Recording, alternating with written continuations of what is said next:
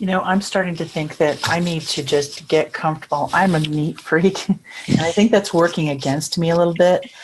I was thinking of some of the props that I bought just because they were cheap, and I haven't really thought of a creative way to use them. Like I have a bunch of wooden blocks, and I was thinking some of these boys, especially the littler boys, would just love it if I piled them up and then as a reward, knock them all over the room.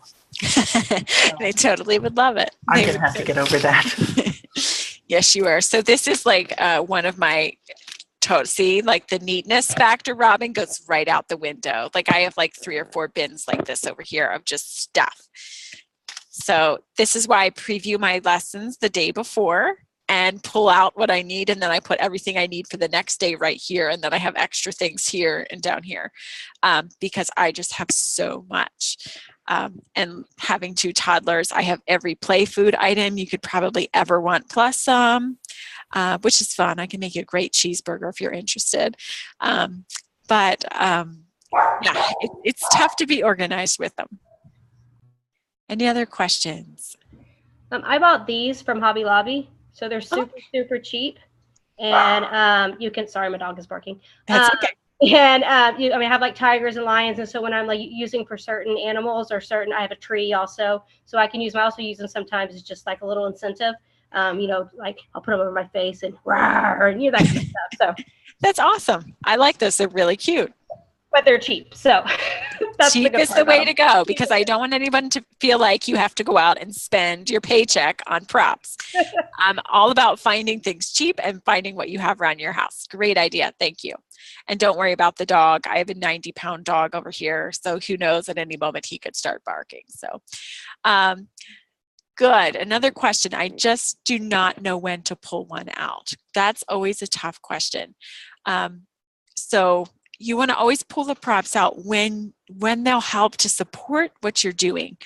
So one of my biggest ones is my whiteboard that I use for the phonics. I have these on here pretty much all the time. And tomorrow, my first lesson, we're working on the Ak family. So instead of the student looking at the slide, I'm providing them with another visual to work on that skill. Because think about props like this. It's a way to just change the focus. You're sitting here for 50 minutes to an hour looking at the PowerPoint. So anytime I hold something up, it's just something different for you to look at. It just changes what your focus is. And it's great for the students, and it's fun. It's colorful. It's a great way for them to be engaged in the lesson, interested in what you're doing. And then what I love about this is I have a student that says sock, lock, knock, goes right through those 3 words that are on the PowerPoint. Well, then I can put any other letters I want up there to challenge them, to extend learning. So that's a great one. So you really want to pull out the props whenever they're going to support what is on the screen. Using the animals, as was just suggested, whenever you're talking about an animal on the screen, I always hold something up to support that animal, and then do the TPR as well if it's a lion or a tiger, like was shown. Tomorrow we're talking about fall, so we're reading the book that says the apple, the corn. So anytime they're reading those, then I just hold them to give them that, or hold them up to give them the extra visual support.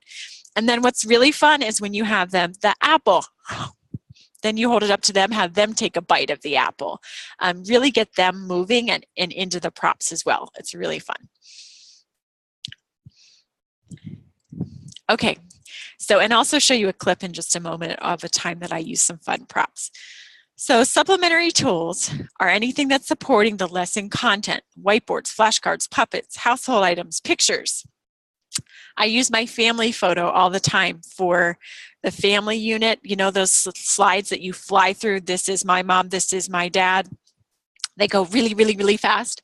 So then I pull out my family photo. Who is this? Who is this? Who is in your family? So it's just a fun thing, and the students love to see pictures of your family. And if you don't want to hold up a family picture, find one in a magazine and pretend it's your family. They'll never know. They'll have a great time with that. So just remember, too, that props should not be arbitrary.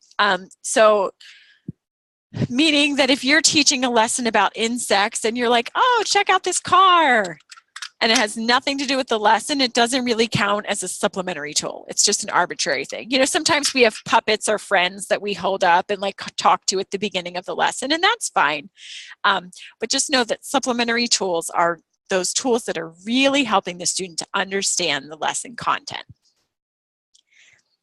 Okay, so here are a few of mine, and as you can see, I have bins and bins of them. But I posted these two pictures. The one on the left, you know, I have all kinds of kid toys. I have my dog's bone. Do you know how often you come across the word bone? You'll see it now, like in all of your lessons, because so I'm always holding up my dog's bone. Some of them are pictures I've printed off of line because they're in many lessons and they're really helpful. The flashcards, I taught for 7 years, so I have a ton of flashcards, a ton of teaching resources, so I use those. The dice is a lot of fun. I use that, you know, the activities where it looks like you're going through a little game board. Well, instead of having them say every single word on the game slide, we roll the dice, which of course I can't find right now.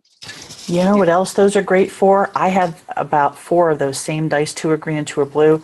I typed out in big letters, near and far, over and under, and when you can demonstrate it that way for them, you can see the light bulb go off. Oh! That's a great idea to actually put the words on there. So Yeah. they can see it. I love that, Robin. That is awesome. Great idea. Thank you. But that's a really handy tool.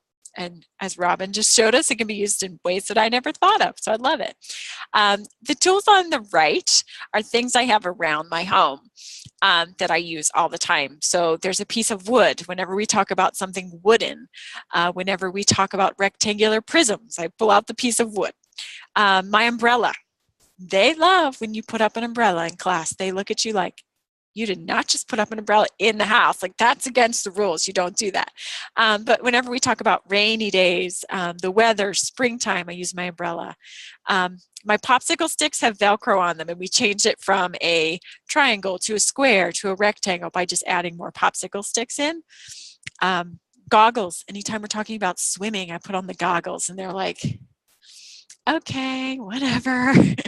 But it's really fun.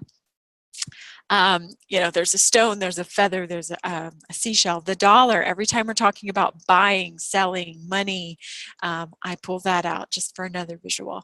So try to think about the things in your house. Don't ever teach small, medium, large without using props. Grab 3 spoons from your kitchen, 3 bowls. You know, find those things that are in your house. You know, like I said, we don't expect you to go spend your paycheck on props, but be creative with what you have, and it'll work great. I'm going to catch up on the chat box here. Kim said, I have a regular who loves to have a favorite stuffy of his involved in the class. He pays attention, is a very smart little boy, so I always talk to the stuffy for doing a good job. Stuffy gets rewards too. That's a great idea. I have a student that brings Peppa Pig, all the characters of Peppa Pig, and we've been using that because we're in the clothing unit. So what's George Pig wearing? What's Peppa Pig wearing? What's Mommy Pig wearing? It's a fun way to involve their friends and also to extend learning for them by talking about the different clothes and colors. And so that's a great idea, Kim. I love that, and I love that you reward them. That's awesome. Tracy, I grabbed spices from my cupboard on a lesson on flavors and spices today. Tracy, I taught a lesson today about spicy food in China, and I never thought of that. Thank you for that, because I'll be using that next time. This